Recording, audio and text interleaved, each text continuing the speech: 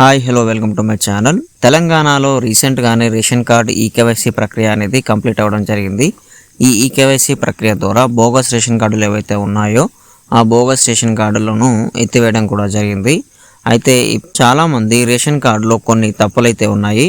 అలాగే కొంతమందికి ఆధార్లో finger print అనేది అప్డేట్ అవ్వక వాళ్ళకి రేషన్ కార్డు అప్డేట్ అయితే జరగలేదు.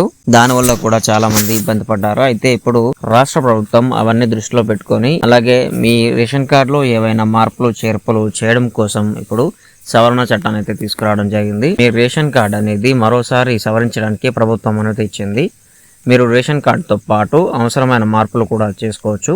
మీరు సమీపంలోని మీ సేవా కేంద్రానికి వెళ్ళి రేషన్ కార్డును మార్చుకోవచ్చు. దీనికోసం మీరు మీ ఆధార్ కార్డును ప్రధాన పత్రంగా అయితే అందించాలి. ఒకవేళ మీ రేషన్ కార్డు అనేది అప్డేట్ చేయబడి ఉంటే మరియు ఆధార్ కార్డు 10 సంవత్సరాల కంటే ఎక్కువ పాతది అయితే అది లింక్ చేయబడదు. కాబట్టి ఆధార్ కార్డు కూడా అప్డేట్ చేసుకోవాల్సింది. ఇందుకోసం ప్రభుత్వం గడువునైతే పొడిగించింది. మీ ఆధార్ సేవా కేంద్రానికి వెళ్ళి అప్డేట్ చేసుకోవచ్చు.